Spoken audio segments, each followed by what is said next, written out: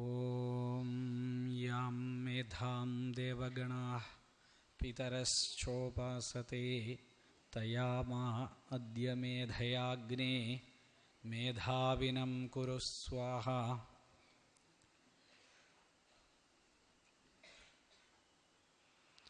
ഗുരുർബ്രഹ്മാ ഗുരുർവിഷ്ണു ഗുരുർദേവോ മഹേശ്വര ഗുരു സാക്ഷാത് പരബ്രഹ്മ തസ്മൈ ശ്രീ ഗുരവേ നമഃ. ഗുരവേ സർവലോകാനാം ഭിഷജേ ഭവരോഗിണാം നിധയേ സർവവിദ്യാനാം ദക്ഷിണാമൂർത്തയേ നമഃ.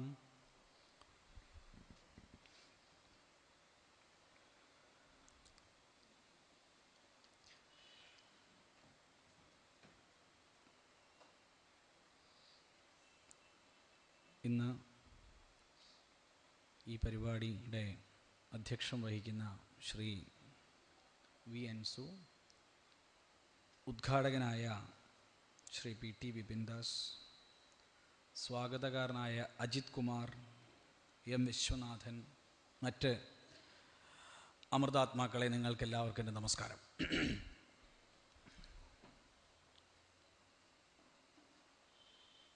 കാശ്യപ വേദ റിസർച്ച് ഫൗണ്ടേഷൻ ഈ വർഷം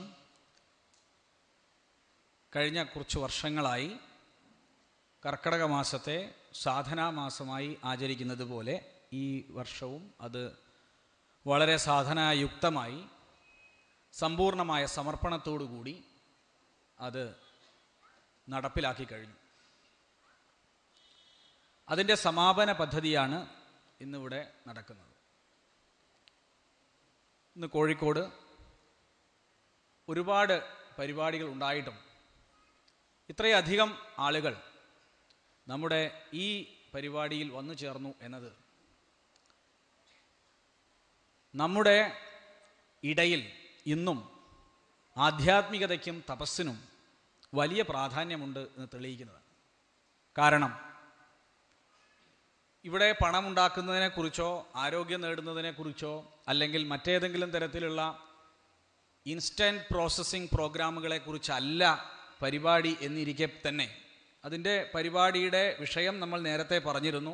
കർക്കിടക മാസത്തിലെ തപസ് എന്നാണ്. ഐശ്വര്യം വരാനുള്ള വഴിയെന്നോ സമൃദ്ധി ഉണ്ടാകാനുള്ള വഴിയെന്നോ ആരോഗ്യമുണ്ടാകാനുള്ള വഴിയെന്നോ ആയിരുന്നില്ല നമ്മുടെ വിഷയം. ബോധപൂർവമാണ് അങ്ങനെ ഒരു വിഷയം തിരഞ്ഞെടുത്തത്. കാരണം ഇന്നത്തെ സാഹചര്യത്തിൽ ഹിന്ദുധർമ്മത്തിൽ എന്താണ് തപസ്സിനോടുള്ള നമ്മുടെ സമീപനം, ഇത് വളരെ അത്യാവശ്യക്കാരൻ അറിഞ്ഞിരിക്കേണ്ട വിഷയമാണ്. വ്യാപകമായി അറിയേണ്ട ഒരു വിഷയമല്ല. കാരണം താല്പര്യമുള്ളവർക്ക് മാത്രമേ ആധ്യാത്മിക ശാസ്ത്രങ്ങൾ ഉപദേശിച്ചു കൊടുക്കാവൂ. എന്നാൽ വരൂ, ഞാൻ നിനക്ക് കുറച്ച് പറഞ്ഞു തരാം എന്ന് പറയരുത്. ആരെങ്കിലും അർത്ഥിച്ചു വരുന്നവർക്ക്, അതായത് എനിക്കിത് പഠിപ്പിച്ചു തരണം എന്ന് ആഗ്രഹത്തോടുകൂടി പറയുകയാണെങ്കിലാണ് അയാളെ പഠിപ്പിക്കേണ്ടത്. അല്ലാതെ പഠിപ്പിച്ചാൽ അത് കുപാത്രങ്ങളിൽ ചെന്ന് വീഴുകയും പാത്രത്തിൻ്റെ അതിനകത്തുള്ള അഴുക്ക് കാരണം അത് കഴിക്കുന്ന ആളുകൾക്ക് അജീർണം ബാധിക്കുകയും രോഗിയായി തീരുകയും ചെയ്യും. ഇതൊരു സ്വാഭാവികമായ പ്രവൃത്തിയാണ്. കാരണം ആധ്യാത്മികത അല്ലെങ്കിൽ തപസ് അല്ലെങ്കിൽ സാധന എന്നീ വാക്കുകൾ ഒരു മനുഷ്യനെ വഴിതെറ്റിക്കാൻ ഇത്രയും നല്ല വാക്കുകൾ വേറെയില്ല. അനാദികാലമായി ഭാരതത്തിലെ ആളുകളെ വഴിതെറ്റിച്ചു പോന്നിട്ടുള്ള ഒരു വാക്കുകൂടിയാണ് തപസ്, സാധന അല്ലെങ്കിൽ ഈ പറയുന്ന ആധ്യാത്മികത. കാരണം കുറച്ചു കാലം മുമ്പ് ആധ്യാത്മികത എന്ന് കേൾക്കുമ്പോൾ നമ്മുടെ മനസ്സിലേക്ക് കടന്നു വരിക സന്യാസിയായ, കാവ്യവസ്ത്രം മാത്രം ഉടുക്കുന്ന, മുടി മുണ്ടനം ചെയ്യുന്ന ഒരു സന്യാസി പരമ്പരയിൽപ്പെട്ടയാളിനെയാണ് നമ്മൾ ആധ്യാത്മികൻ എന്ന് വിശേഷിപ്പിച്ചിരുന്നത്. കാശ്യപവേദ റിസർച്ച് ഫൗണ്ടേഷനാണ് ആദ്യമായിട്ട് പറഞ്ഞത് ആധ്യാത്മികത എന്ന് പറഞ്ഞാൽ മുടി മുട്ടയടിക്കലല്ല, ഭസ്മം വാരി പൂശലല്ല. ഇത് ഞാൻ പറഞ്ഞപ്പോൾ ഒരുപാട് പേർ എന്നെ വിമർശിച്ചിട്ടുണ്ട്. അതിൽ സന്യാസിമാരും ഉണ്ട്.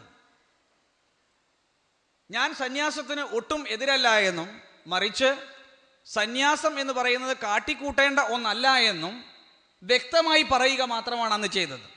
പക്ഷെ ഞാൻ അന്ന് ഉപയോഗിച്ച വാക്കുകൾ ആളുകൾക്ക് മനസ്സിലായില്ല. കാരണം അവരത്രയും മനസ്സിലാക്കിയിട്ടുള്ളൂ ആധ്യാത്മികത സമം സന്യാസി. എന്താണ് ഒരു സന്യാസി എന്ന് പോലും അവർ മനസ്സിലാക്കിയിട്ടില്ല. സന്യാസ ദീക്ഷാക്രമം അനുസരിച്ച് ബ്രഹ്മചര്യാശ്രമവും ഗൃഹസ്ഥാശ്രമവും വാനപ്രസ്ഥാശ്രമവും 3 ആശ്രമങ്ങളിൽ അഗ്നിഹോത്രം ചെയ്യണം എന്നത് നിർബന്ധമാണ്. അഗ്നിയുടെ നിറം കാവിയാണ്. 3 ആശ്രമങ്ങൾ വെടിഞ്ഞ് 4ാമത്തെ ആശ്രമം പറയുമ്പോൾ ഇനി മുതൽ എൻ്റെ വസ്ത്രം ഈ അഗ്നിയാണ് എന്ന് പറഞ്ഞുകൊണ്ടാണ് സന്യാസി ഈ വസ്ത്രത്തെ ധരിക്കുന്നത്. അങ്ങനെ ധരിക്കുന്ന ഒരു സന്യാസി 3 ദിവസത്തിൽ കൂടുതൽ ഒരിടത്ത് തങ്ങില്ല. 2 വസ്ത്രത്തിൽ കൂടുതൽ സ്വന്തമായി വെക്കില്ല. ഓരോ നിമിഷവും സ്വന്തമായി ഭിക്ഷ നടത്തി മാത്രമേ ജീവിക്കുകയുള്ളൂ. ഇതാണ് സന്യാസ ലക്ഷണം. ബ്രഹ്മചര്യ ആശ്രമ ലക്ഷ്യം അല്ലെങ്കിൽ അതിൻ്റെ ലക്ഷണം അല്പവസ്ത്രം അല്ലെങ്കിൽ ജീർണവസ്ത്രം, അതായത് ജീർണിച്ച വസ്ത്രം, അല്പാഹാരം, ഇതൊക്കെയാണ്. പഠനത്തിൽ ശ്രദ്ധ, കാകദൃഷ്ടി, ഇങ്ങനെയൊക്കെ വേണം എന്നാണ് ബ്രഹ്മചര്യം. ഗൃഹസ്ഥാശ്രമം അനുസരിച്ച് ധർമ്മത്തിനനുസരിച്ച് പ്രവർത്തിച്ചുകൊണ്ട് ധനം ആർജിക്കുകയും അത് കൃത്യമായിട്ട് തൻ്റെ കുടുംബത്തിനും തൻ്റെ അച്ഛനമ്മമാർക്കും പിതാമഹന്മാർക്കും അതേപോലെ നാട്ടുകാർക്കും ഇല്ലാത്തവനും വിഭജിച്ചു കൊടുക്കാനുള്ള ശേഷി ഉണ്ടാവണം. ഇതാണ് ഗൃഹസ്ഥൻ. വാനപ്രസ്ഥാശ്രമം എന്ന് പറയുന്നത് ജീവിതത്തിൽ ബ്രഹ്മചര്യം കഴിഞ്ഞു, ഗൃഹസ്ഥാശ്രമവും കഴിഞ്ഞു, മകന് കുട്ടിയാവുന്ന സമയത്ത് ഇനി ഞാനും കൂടി ഭോഗത്തിനില്ല എന്ന് പറഞ്ഞുകൊണ്ട് മകൻ ഭോഗം നടക്കുന്ന ഒരു വീട്ടിൽ അച്ഛനും കൂടി ഭോഗിക്കരുത് എന്നതുകൊണ്ട് വാനപ്രസ്ഥം സ്വീകരിക്കുകയും അന്ന് തൊട്ട് അവർ ഈശ്വരോന്മുഖമായി ജീവിക്കുകയും ചെയ്യണം. ഇതാണ് വാനപ്രസ്ഥം. ഇങ്ങനെ 4 ആശ്രമങ്ങളിൽ മകുടമണി എന്ന് പറയുന്നത് സന്യാസാശ്രമം തന്നെയാണ്. പക്ഷേ സന്യാസാശ്രമം എന്ന് പറയുന്നത് ഇന്ന് നിലവിലില്ല. അത് നിലനിർത്തി കൊണ്ടുപോകാൻ ആളുകൾക്ക് സാധിക്കുന്നില്ല. അപ്പോൾ ആധ്യാത്മികത എന്ന് പറയുന്നത് ഇന്ന് ഭൂരിപക്ഷമുള്ള ഗൃഹസ്ഥാശ്രമത്തെ സംബന്ധിച്ചാണ്, ബ്രഹ്മചര്യാശ്രമത്തെ സംബന്ധിച്ചാണ്, വാനപ്രസ്ഥാശ്രമികളെ സംബന്ധിച്ചാണ്. അതുകൊണ്ട് ഞാൻ പറഞ്ഞു, എൻ്റെ ക്ലാസ് സന്യാസിമാർക്കുള്ളതല്ല. ഞാൻ പഠിപ്പിക്കുന്നത് മുഴുവൻ ബ്രഹ്മചര്യം, ഗാർഹസ്ഥ്യം, വാനപ്രസ്ഥം 3 ആശ്രമക്കാരെയാണ്. കാരണം സന്യാസികളെ പഠിപ്പിക്കാൻ എനിക്ക് അവകാശമില്ല, ഞാൻ സന്യാസിയല്ല. ഈ സാഹചര്യത്തിൽ എന്തിനാണ് ഗൃഹസ്ഥാശ്രമം പഠിക്കേണ്ടത്? എന്തിനാണ് ഗൃഹസ്ഥാശ്രമത്തിലേക്ക് കടന്നു വരേണ്ടത്? ഇന്ന് നമ്മൾ ഒന്നാമത് കൊടുക്കുക ബ്രഹ്മചര്യാശ്രമം, ജീർണവസ്ത്രം. ഇന്ന് നമ്മൾ സ്കൂളിൽ പയക്കുന്ന കുട്ടികൾക്ക് എത്രായിരം വസ്ത്രങ്ങൾ നിങ്ങളുടെ വീട്ടിലെ കുട്ടികൾക്കുണ്ട് എന്ന് നിങ്ങളൊന്ന് ആലോചിക്കുക. എത്ര വസ്ത്രമുണ്ട്? 10 വസ്ത്രം, 15 വസ്ത്രം, 20 വസ്ത്രം. ഐഡിയ സ്റ്റാർ സിംഗറിൽ പുതിയ വസ്ത്രമുള്ളത് കൊണ്ട് ആ വസ്ത്രം, മഞ്ച് സ്റ്റാർ സിംഗറിൽ പുതിയ ഒരു വസ്ത്രമുള്ളത് കൊണ്ട് ആ വസ്ത്രം. അങ്ങനെ നിങ്ങൾ പുതിയ വസ്ത്രങ്ങൾ കൊണ്ട് നിങ്ങളെ കുട്ടിയെ പഠനത്തിൽ നിന്ന് വേർപെടുത്തുന്നു. പഠനത്തിൽ നിന്ന് നിങ്ങൾ വേർപെടുത്തി. വസ്ത്രധാരണം കൊണ്ട് കുട്ടിയുടെ ശ്രദ്ധ വസ്ത്രത്തിലാണ്. കാകദൃഷ്ടി, ദൃഷ്ടി എങ്ങനെ വേണമെന്നാണ്? കാക്കയുടെ ദൃഷ്ടിയോടുകൂടി പഠിക്കണം. ദൃഷ്ടി ഒരിടത്തേക്ക് മാത്രമായി നിങ്ങൾ കോൺസെൻട്രേഷൻ എന്ന വാക്ക് ഉപയോഗിക്കുന്നിടത്ത് സ്കാറ്റർ ചെയ്ത ഒരു concentration, scattered concentration is scattered, പല ഭാഗത്തായി ചിന്നിച്ചിതറിയ ഏകാഗ്രതയാണ് വസ്ത്രത്തിലുള്ളത്. അടുത്തതായിട്ട് കുട്ടിക്ക് ബ്രോയിലർ ചിക്കൻ വാങ്ങിക്കൊടുക്കും.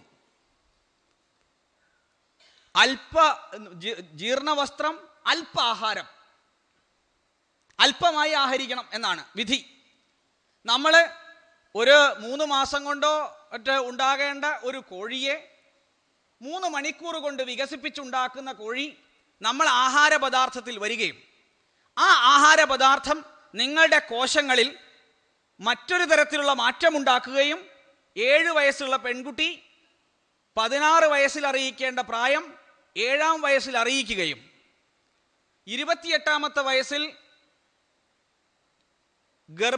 ഗർഭാശയ രോഗങ്ങൾക്കും ബ്രസ്റ്റ് ക്യാൻസറിനും വിധേയമാവുകയും ചെയ്യുമ്പോഴും നമ്മളെ കുട്ടികളുടെ ആഹാര രീതിയിൽ മാറ്റം വരുത്താൻ തയ്യാറല്ല. ഒരു തരത്തിലും നമ്മൾ അതിന് തയ്യാറല്ല.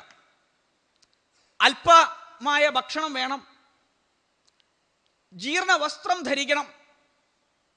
വിദ്യാർത്ഥി ലക്ഷണത്തെക്കുറിച്ച് പറഞ്ഞെടുത്ത് യാതൊരു ലക്ഷണവുമില്ലാത്ത കുട്ടികളുണ്ടാവും. അവരുടെ ശ്രദ്ധ വസ്ത്രം ധാരാളമുണ്ട്, മാറ്റിയിടുന്ന വസ്ത്രങ്ങൾ, ഭക്ഷണം ധാരാളമുണ്ട്, ആവശ്യത്തിലധികമുണ്ട്, ഇതെല്ലാം ദുർമേധസ്സായി ശരീരത്തിൽ ഫാറ്റായി മാറുന്നു. അങ്ങനെ ദുർമേധസ്സുള്ള ശരീരങ്ങളെ സൃഷ്ടിച്ച് ഏകാഗ്രതയല്ല, എൻ്റെ കുട്ടി പഠിക്കുന്നില്ല എന്ന് പറഞ്ഞ് എൻ്റെ വീട്ടിലേക്ക് പാഞ്ഞു വരും. ഒരു ഏലസ് കെട്ടിയാൽ മാറുമോ? ഏലസ് കെട്ടിയാൽ മാറുന്നതാണോ ഈ സ്ഥിതി? അല്ല. കോഴിമുട്ട കഴിക്കും. അപ്പോൾ ഭക്ഷണമല്ല, ജീർണ വസ്ത്രമില്ല, അതുകൊണ്ട് തന്നെ പഠനത്തിൽ ശ്രദ്ധയുമില്ല. ഇനി പഠനത്തിൽ ശ്രദ്ധയുള്ള കുട്ടികളാകട്ടെ രാക്ഷസീയമായ സ്വഭാവങ്ങൾക്ക് വിധേയരാണ്. അവർ പഠിക്കുന്നത് എക്സ് എന്ന് പറയുന്ന തൻ്റെ എതിരാളിയേക്കാൾ കൂടുതൽ മാർക്ക് വാങ്ങിക്കുന്നതിന് വേണ്ടിയാണ്. അതിൽ രാക്ഷസീയമായ മത്സരമുള്ളൂ. അതിനകത്ത് മനസ്സിൻ്റെ യാതൊരു വ്യക്തിപ്രഭാവവും ഇല്ല. നമ്മൾ പറയും മിസ്റ്റർ ജെന്റിൽമാൻ എന്ന് പറയും. They are not at all gentleman. അവർ ജെന്റിൽമാൻ അല്ല. കാരണം അവർക്ക് ജെന്റിൽമാൻ ആവാൻ സാധിക്കില്ല. കാരണം അവർ കഴിക്കുന്ന ഭക്ഷണങ്ങളൊന്നും ജെന്റിൽമാൻഷിപ്പിന് ചേർന്നതല്ല. നിങ്ങൾ കഴിക്കുന്ന ഭക്ഷണമാണ് നിങ്ങളുടെ സ്വഭാവം അതാണ്. അതുകൊണ്ട് എരിവ് കലർന്ന ഭക്ഷണത്തിന് ഇംഗ്ലീഷിൽ ഒരു പേരുണ്ട്, ഹോട്ട്. ഹോട്ട് എന്ന് പറഞ്ഞാൽ ചൂടാവുക എന്നാണ് അർത്ഥം. എരിവ് കലർന്ന ഭക്ഷണം ധാരാളം നിങ്ങൾക്ക് കുട്ടികൾക്ക് കൊടുക്കൂ. നാളെ കുട്ടി നിങ്ങളോട് പറയും, തള്ള എന്തിനോട് ഇരിക്കുന്നു ചോദിക്കും. സത്യം ചോദിച്ചിരിക്കും.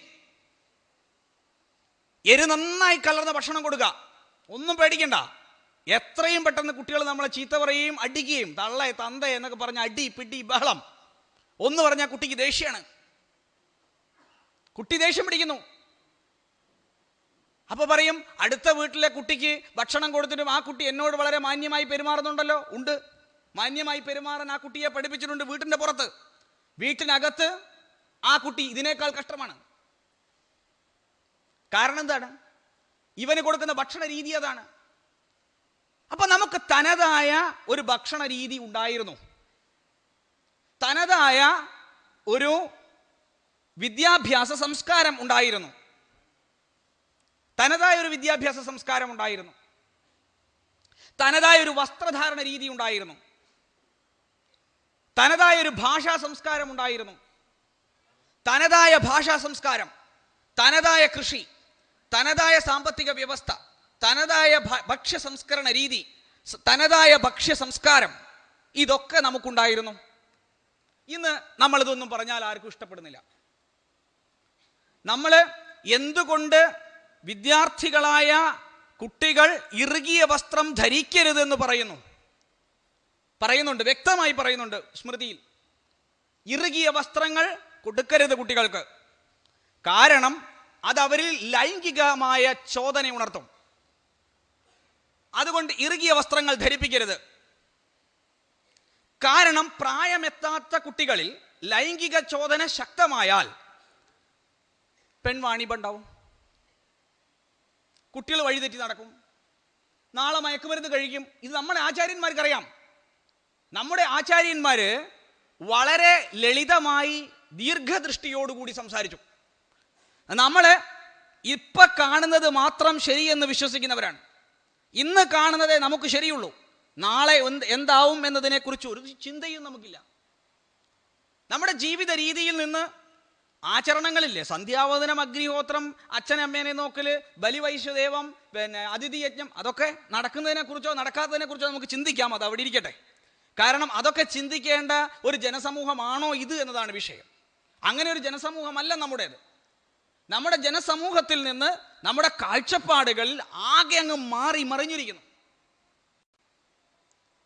എന്താണ് ജീവിത രീതി എന്ന് നമ്മൾ മനസ്സിലാക്കുന്നില്ല. ഭക്ഷണ വ്യവസ്ഥ മാറിപ്പോയി, നമ്മുടെ ധർമ്മശാസ്ത്രങ്ങൾ മാറിപ്പോയി. ഇതാണ് ഞാൻ പറഞ്ഞത്, ബ്രഹ്മചര്യ ആശ്രമം എന്ന് പറയുന്ന ആശ്രമം കുട്ടികളുടെ ആശ്രമമാണ്. നമ്മുടെ ശാസ്ത്രമനുസരിച്ച്, മോഡേൺ സയൻസ് അനുസരിച്ച് 2 മണിക്കൂറിൽ കൂടുതൽ TV കാണുന്ന ഒരു കുട്ടിക്ക് ഒരു കാരണവശാലും പ്രിന്റ് ആയിട്ടുള്ള സാധനങ്ങളൊന്നും വായിക്കാൻ കഴിയില്ല. പക്ഷേ നമ്മൾ 1.5 മണിക്കൂറുള്ള ലൈവ് പ്രോഗ്രാം ഐഡിയ സ്റ്റാർ സിംഗറിന്റെ മുമ്പിൽ നമ്മളെ കുട്ടിയെ കൊണ്ടിരുത്തും. കണ്ടു പഠിക്കുക, നാളെ നന്നായി പാട്ട് പാടാനുള്ളതാണെന്ന് നമ്മൾ പറയും. ഈ കുട്ടിക്ക് പാട്ടിനോട് താല്പര്യമുണ്ടോ ഇല്ലയോ, യാതൊരു ചോദ്യവുമില്ല. ഈ കുട്ടിക്ക് ചിലപ്പോൾ ചിത്രകലയോടായിരിക്കും താല്പര്യം, ചിന്തയില്ല. എന്ത് ഭക്ഷണം കഴിക്കണം എന്ന് കുട്ടി നിശ്ചയിക്കുന്നില്ല. കുട്ടിയുടെ വായയിലേക്ക് ചെറുപ്പകാലത്ത് തന്നെ മാംസവും അഭക്ഷ്യങ്ങളായിട്ടുള്ള പദാർത്ഥങ്ങളും തിരികെ വെച്ചു കൊടുക്കും. അത് കഴിഞ്ഞാൽ പിന്നെ ഈ കുട്ടിക്ക് ഇതല്ലാതെ മറ്റൊന്നും കഴിക്കാനും സാധ്യമല്ല. അങ്ങനെ ജീവിതത്തിന്റെ മൂല്യബോധത്തിന്റെ ഒന്നാമത്തെ അംഗമായ ആഹാര രീതി, വസ്ത്രരീതി, ഇത് രണ്ടും ഇല്ലാത്ത ഒരു സമൂഹത്തിലേക്ക് ആചരണങ്ങൾക്ക് എന്താണ് പ്രസക്തി? സാധനയ്ക്ക് എന്താണ് പ്രസക്തി? തപസ്സിന് എന്താണ് പ്രസക്തി? ആധ്യാത്മികതയ്ക്ക് എന്താണ് പ്രസക്തി? ശങ്കരാചാര്യർ എന്ന് പറയുന്ന ഒരാളുണ്ടായിരുന്നു. എന്നെ പോലുള്ള ഒരാൾ അദ്ദേഹത്തെ ആചാര്യപാദർ എന്ന് ബഹുമാനത്തോടുകൂടി കാണും. അദ്ദേഹം പറയുന്നത് സാധന എന്ന് പറയുന്നത്, ധ്യാനം എന്ന് പറയുന്നത് ഇരുന്നു കൊണ്ട് മാത്രം ചെയ്യേണ്ടതാണ് എന്നാണ്. ഇരുന്നു കൊണ്ട് മാത്രമേ ചെയ്യാവൂ. ആചാര്യപാദർ ബ്രഹ്മസൂത്രത്തിന്റെ ശാങ്കര ഭാഷ്യം എഴുതിയപ്പോൾ പറഞ്ഞത് ഇരുന്നു കൊണ്ടേ സാധന ചെയ്യാവൂ. ഇപ്പോൾ തുള്ളിയും സാധന ചെയ്യാം എന്ന് കണ്ടെത്തിയവരാണ് ഹിന്ദുക്കൾ. തുള്ളിയും ഓടിയും തലകുത്തി നിന്നും സാധന ചെയ്യാം എന്ന് പറയുമ്പോൾ ശ്രീ ശങ്കരാചാര്യ ഭഗവത് പാദരുടെ മുഖത്ത് നോക്കി 2 അടി കൊടുക്കുന്നത് പോലെയാണെന്ന് നമ്മൾ മറന്നു പോകരുത്. അങ്ങനെ സാധന പോയി, സംസ്കാരം പോയി, ഭക്ഷണമില്ല, ഒന്നുമില്ലാത്തൊരു സാഹചര്യത്തിൽ എന്താണ് കർക്കടക മാസാചരണത്തിന്റെ പ്രസക്തി? ഇതാണ് വിഷയം. ആമുഖം അത്യാവശ്യമാണ്. ആമുഖമില്ലാതെ സംസാരിക്കാൻ സാധ്യമല്ല. വളരെ അത്യാവശ്യമായ ഒരു കാര്യമാണത്. നമുക്ക് തനതായ ഒരു ഭാഷാ സംസ്കാരമുണ്ട്. നമുക്ക് തനതായ ഒരു ഭക്ഷണ സംസ്കാരമുണ്ട്. നമുക്ക് തനതായ ഒരു ആരോഗ്യ മേഖലയുണ്ട്. ഇതൊക്കെ ഇന്ന് എവിടെയുള്ളത്? ഇതൊക്കെ ഉണ്ടോ എന്ന് ചിന്തിക്കണമല്ലോ. ആദ്യം നമുക്ക് മനസ്സിലാക്കേണ്ടത് ഇങ്ങനെയൊന്നും ഉണ്ടോ, ഈ ഒരു വസ്തുത നിലനിൽക്കുന്നുണ്ടോ? നമ്മൾ പറയും, ഈ കഴിഞ്ഞ ദിവസം ഇന്നലത്തെ മാതൃഭൂമി പത്രത്തിൽ ഒരു വാർത്തയുണ്ട്. കുട്ടി ജനിച്ചു കഴിഞ്ഞാൽ പൊക്കിൾ കൊടി എടുത്തു കഴിഞ്ഞിട്ട് ആ പൊക്കിൾ കൊടിയിൽ നിന്ന് സ്റ്റെം എടുത്ത് സൂക്ഷിച്ചാൽ വിത്ത് കോശങ്ങൾ ഉപയോഗിച്ച് ക്യാൻസറിനെ ചികിത്സിക്കാം എന്നതാണ് അതിനകത്ത് വാർത്ത. ഒരു ശാസ്ത്രജ്ഞൻ കണ്ടെത്തി, വലിയ ഗവേഷണത്തിന് ശേഷം കണ്ടെത്തിയ സംഗതിയാണ്. ഇന്നും നമ്മൾ അറിഞ്ഞോ അറിയാതെയോ കായംകുളം കൊച്ചുണ്ണി എന്ന് പറയുന്ന സീരിയൽ ഉണ്ടാക്കിയപ്പോൾ അയാളുടെ കൈത്തണ്ടയിൽ ഒരു ഏലസ് കെട്ടിയിരുന്നു. ഒരു ഇത്ര വട്ടത്തിലൊരു ഏലസാ, ഇങ്ങനെ വട്ടമല്ല, ഒരു ചതുരത്തിൽ. ആ ഏലസ് എന്താണെന്ന് എന്തെങ്കിലും ചോദിച്ചു നോക്കിയിട്ടുണ്ടോ? ആ ഏലസ് ശത്രു സംഹാര ഏലസ് അല്ല, അല്ലെങ്കിൽ ഒരർത്ഥത്തിൽ ശത്രു സംഹാര ഏലസാണ്. ഏത് ശത്രു?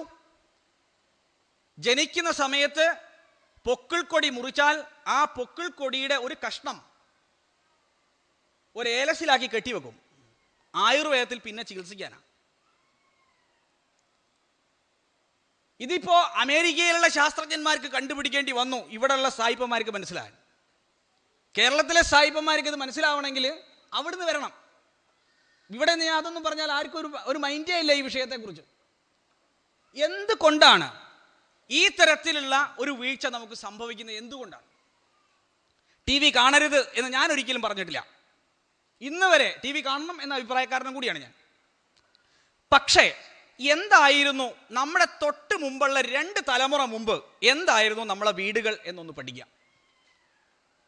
എന്നിട്ട് മനസ്സിലാക്കുക, ഇന്ന് അൻസു പ്രസംഗത്തിൽ പറഞ്ഞതുപോലെ മനസമാധാനം ഇല്ലാത്തൊരു 50 മാർക്ക് തികച്ചു കിട്ടിയില്ല, 49 മാർക്ക് വാങ്ങിയതുകൊണ്ട് വെയിൻ കട്ട് ചെയ്ത് മരിക്കുന്ന കുട്ടി, പനി എവിടുന്നോ വരുന്നുണ്ട് എന്ന് കേട്ടിട്ട് സ്കൂളിൽ പോവാത്ത കുട്ടി, പേടിച്ചിട്ട് ആരോ ഏതോ ഒരു കൊള്ളക്കാരൻ ഉത്തർപ്രദേശിൽ ഇറങ്ങിയത് കൊണ്ട് ഇവിടുന്ന് വീട്ടിലിറങ്ങാത്ത മനുഷ്യര്, ട്രെയിൻ വരുമോ എന്ന് പേടിക്കുന്ന മനുഷ്യര്, അഥവാ ഈ ട്രെയിനിൽ കയറിയാൽ അങ്ങ് എത്തുമോ എന്ന് പേടിക്കുന്ന മനുഷ്യര്, എല്ലാം ടെൻഷൻ മയം. നമ്മളെ തൊട്ട് മുമ്പത്തെ തലമുറ, അവരുടെ സ്ഥിതി എന്തായിരുന്നു? തൊട്ട് മുമ്പത്തെ തലമുറയിൽ എന്തായിരുന്നു സ്ഥിതി? ഭയങ്കരമായ മാനസിക വിഷമം ഉണ്ടാകുമ്പോൾ നമ്മുടെ മുത്തശ്ശിയുടെ അടുത്ത് പോയാൽ മുത്തശ്ശി പറയും, ഒന്നുമില്ലടാ, ഒന്നും പേടിക്കണ്ട, ഇതൊന്നും അങ്ങനെ ഒരു സംഭവമല്ല, ഇതിനേക്കാളൊക്കെ വലിയ വലിയ സംഭവങ്ങൾ നാട്ടിലുണ്ടായിട്ടില്ലേ, നീ ഇതിനെക്കുറിച്ചൊക്കെ ആലോചിച്ച് ടെൻഷൻ അടിച്ചാലോ. നമ്മൾ ടെൻഷൻ അടിക്കല്ല വേണ്ടത്, അല്ലെങ്കിൽ ടെൻഷൻ എന്നുള്ള വാക്കൊന്നും അമ്മമ്മയ്ക്ക് അറിഞ്ഞൂടാ. അമ്മമ്മ പറയും, നീ ഇങ്ങനെ മനസ്സിന് വിഷമാക്കല്ലേ, നീ എന്തിനാ അങ്ങനെ വിഷമിക്കുന്നത്, ഞാനൊരു ചായ ഉണ്ടാക്കിത്തരാം. അമ്മ ഒരു ചായ ഉണ്ടാക്കിത്തരും, അല്ലെങ്കിൽ നല്ലൊരു കാപ്പി ഉണ്ടാക്കിത്തരും. എന്നിട്ട് പറയും, മോനെ അടുത്തിരുത്തി ഒന്ന് തലോടി വർത്താനൊക്കെ പറഞ്ഞു കഴിഞ്ഞാൽ നമ്മൾ ഉഷാറായി. മനസ്സിൻ്റെ വിഷമങ്ങൾ അങ്ങ് മാറി. മനസ്സിൻ്റെ വിഷമം മാറുമ്പോൾ നമുക്ക് പ്രശ്നങ്ങളിൽ നിന്ന് രക്ഷപ്പെടാനുള്ള ഒരു വഴി നമ്മളെ മനസ്സിൽ തന്നെ ഉണ്ടാവും. അല്ലാതെ വേറൊരു വഴി പുറത്തു നിന്നും വന്നതല്ല. മനസ്സിൻ്റെ സമാധാനം കൊണ്ട് പുറത്തുനിന്നൊരു വഴി ഉണ്ടാവുകയല്ല, ഉള്ളിൽ നിന്ന് തന്നെ ഒരു വഴി ഉണ്ടാവുക. മുത്തശ്ശിമാരുണ്ട്, ആ മുത്തശ്ശിമാരുടെ അടുത്ത് പോയി ഇരുന്ന് കേട്ടാൽ, ഞാനൊക്കെ ഈ ആധ്യാത്മിക രംഗത്തേക്ക് വരാൻ കാരണം എൻ്റെ അമ്മയുടെ അമ്മയാണ്, എൻ്റെ മുത്തശ്ശിയാണ്. കാരണം അവര് ചെറുപ്പത്തിൽ മഹാഭാരതം മുഴുവൻ വായിച്ചു കേൾപ്പിക്കും, ഭാഗവതം മുഴുവൻ വായിച്ചു കേൾപ്പിക്കും. അപ്പൊ നമുക്ക് ഇന്ന് ഓരോ കഥകളും എന്തിനാണ്, ഏതത് സന്ദർഭം